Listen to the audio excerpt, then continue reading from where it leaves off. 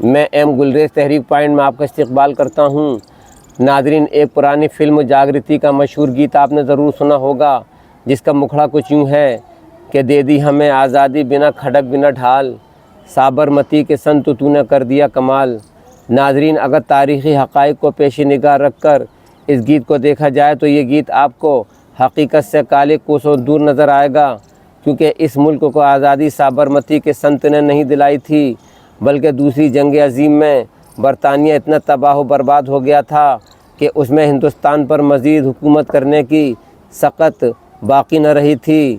علاوہ ازیں ماں بعد آزادی جب ملک کی تقسیم وجود میں آئی تو پاکستان بننے کا ذمہ دار محمد علی جناح کو ٹھہرایا گیا تھا، اور آج بھی ٹھہرایا جاتا ہے۔ پاکستان بننے کا اصل ذمہ دار کون تھا؟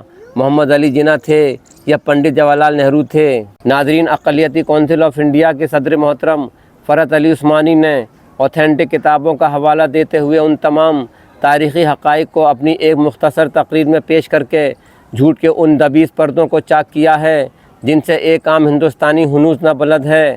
لہذا ناظرین، ان کی معلومات افزا یعنی انفارمیٹو تقریر کو ہم تحریک پوائنٹ کے اس پلیٹ فارم سے پیش کرنے جا رہے ہیں۔ ہمیں امید ہے کہ یہ ایک ایسی تقریر ہے جسے سن کر آپ کی بہت سی غلط فہمیوں کا ازالہ ہو جائے گا، لہذا ان کی اس تقریر کو ملاحظہ کیجیے۔ حضرات، ہم لوگوں کی اور خاص طریقے سے زیادہ تر ہندوستانیوں کا ایک مزاج ہے، اور وہ تاریخ سے علیحدہ ہے۔ تاریخ سے علیحدہ یوں ہے کہ ہندوستان نے آزادی حاصل کی، لیکن کس قیمت پہ حاصل کی یہ معلومات ہم لوگوں کو کم ہے۔ ہم لوگ جناح کو بڑی آسانی سے گالیاں دے دیتے ہیں۔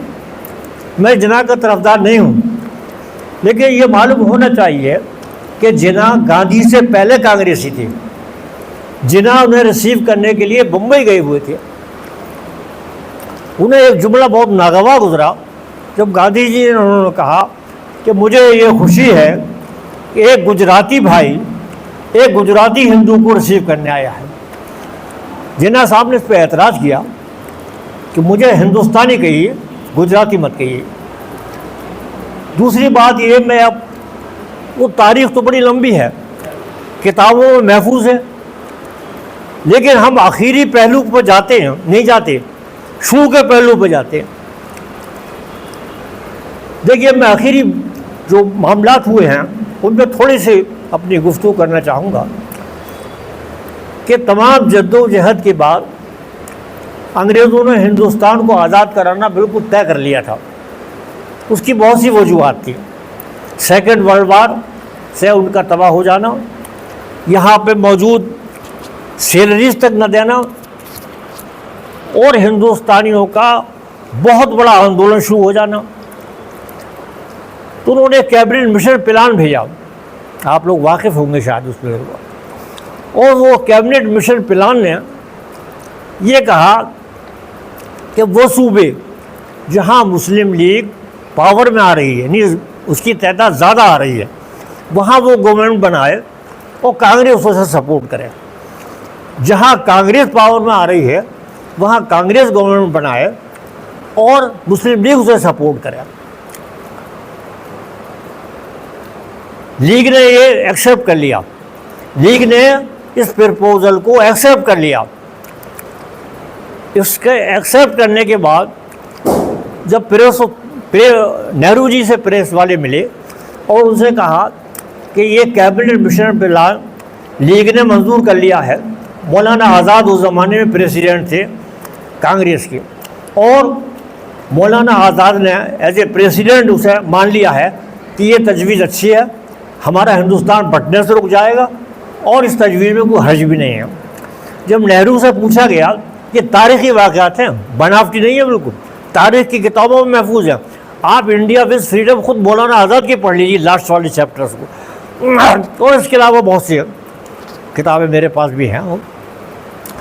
تو جناح سے ملا، جناح نے کہا کہ انہوں نے کہا بھائی نہرو جی تو یہ کہہ رہے ہیں کہ ہم جو ہے اس کا ریویو کریں گے، ہم اس پرپوزل کو ریویو کریں گے، ابھی نہیں مان رہے۔ تو وہ جناح کے پاس گئے، پریس رپورٹرز کا تو کام ہے یہ، انہوں نے ان سے پوچھا کہ یہ بتائیے आप इस प्रपोजल को मानते हैं? तो उन्होंने कहा नहीं, लीग ने तो रेजोल्यूशन पास कर दिया भाई, लीग ने रेजोल्यूशन पास कर दिया है कि हमें एक्सेप्टेड है, हम पाकिस्तान की डिमांड को छोड़ते हैं। तो उनका नेहरू तो ये कह रहे हैं रिव्यू करेंगे, क्या रिव्यू करने की बात कर रहे हैं वो? तो मैं पाकिस्तान में एक डॉट चाहिए मुझे, बस नक्शे पे एक डॉट लूँगा, लेकिन इसके अलावा मैं कोई मुझे सलाम मसलिहत मंजूर नहीं है इनसे, चूँकि बेईमान लोग हैं, आगे चल के यकीनी बेईमानी करेंगे और जो कुछ हो रहा है वो आपके सामने है। ये हिस्ट्री है, तारीख़ है, ये फरहत अली उस्मानी का कहना नहीं है, ये तारीख़ की किताबों में महफूज है। ये सब अंग्रेज़ों की कई किताबें हैं, मौलाना आज़ाद का खुद इंडिया विज फ्रीडम है, अब पता नहीं किस हिस्सेराहट में उन्होंने उसे महफूज रखा और अपने और नेहरू के इंतकाल के बाद पब्लिश कराया, पब्लिश हो गया। और गवर्नमेंट ऑफ इंडिया पब्लिकेशन है वो, ये नहीं कोई मेरे पब्लिकेशन हो।